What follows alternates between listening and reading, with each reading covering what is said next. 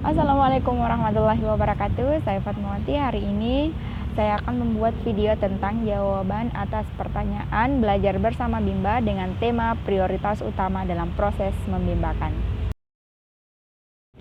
Pertanyaan pertama, apa prioritas utama dalam membimbakan? Jelaskan.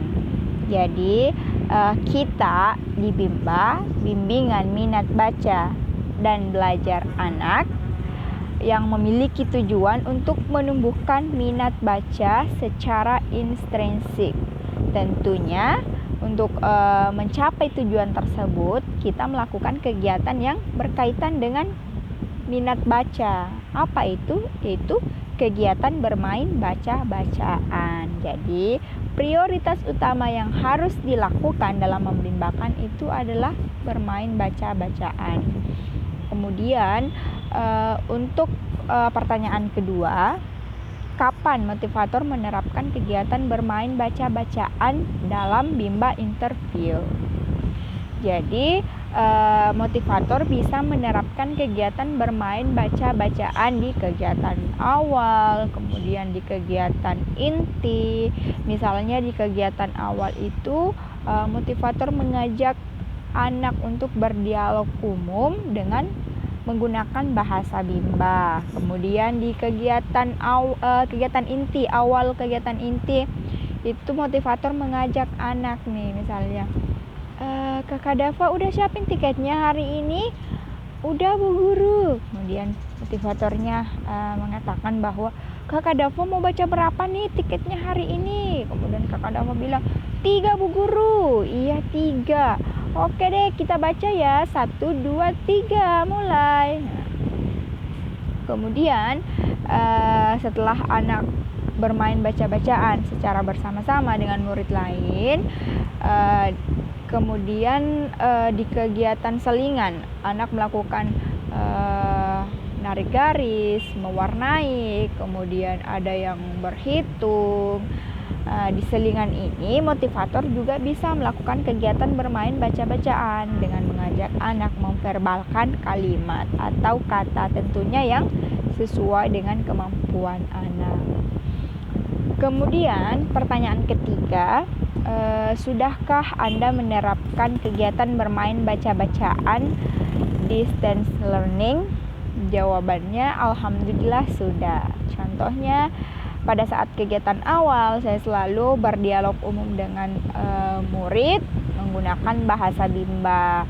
Kemudian di kegiatan inti, awal kegiatan inti selalu mengarahkan anak untuk kegiatan bermain baca-bacaan. Misalnya, Kakak Dava sama AA mau baca berapa nih tiketnya hari ini?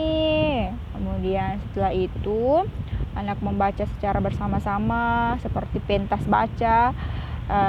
Setelah itu anak akan melakukan kegiatan lain, misalnya mewarnai, narik garis. Nah, saya sebagai motivator pada saat anak melakukan kegiatan selingan, mengarahkan anak lagi untuk melakukan kegiatan bermain baca-bacaan, misalnya memverbalkan kalimat yang tentunya sesuai dengan kemampuan anak. Kemudian pertanyaan berikutnya, apa manfaat dari kegiatan bermain baca-bacaan? Jadi manfaatnya sebagai motivator tentunya kita bisa mengevaluasi afeksi anak.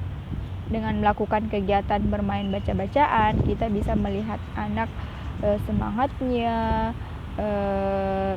cerianya, bahagianya. Kemudian kita bisa juga melihat apakah anak ini sudah tumbuh minat bacanya atau belum, atau apakah sekedar mampu membaca atau memang sudah tumbuh minat bacanya. Kemudian selain itu manfaatnya untuk anak tumbuh minat baca secara intrinsik. Jadi minat bacanya anak ini kalau kita melakukan kegiatan bermain baca-bacaan secara terus-menerus, tentunya akan tumbuh minat baca anak secara intrinsik. Kemudian pertanyaan terakhir, apa dampaknya jika motivator tidak menerapkan kegiatan bermain baca-bacaan? Jadi dampaknya sebagai motivator kita akan tidak akan merasakan bahagia, karena anak juga tidak akan semangat jika tidak dilakukan kegiatan bermain baca-bacaan dalam proses bimbel interview, karena anak akan merasa bosan, kemudian suasana kelasnya akan tidak semangat. Kemudian untuk anak juga tentunya minat bacanya tidak akan tumbuh secara intrinsik dan akan berdampak kemampuan atau terampil membacanya juga tidak ada. Nah, ketika itu terjadi, maka orang tua si murid juga akan merasa bahwa anaknya tidak terampil. Tentunya dia akan memindahkan anaknya ke tempat lain yang bisa membuat anaknya terampil, karena sebagai orang tua dia mau melihat anaknya mampu dan terampil seperti itu. Wassalamualaikum warahmatullahi wabarakatuh. Salam Bimba, tetap semangat dan terus belajar.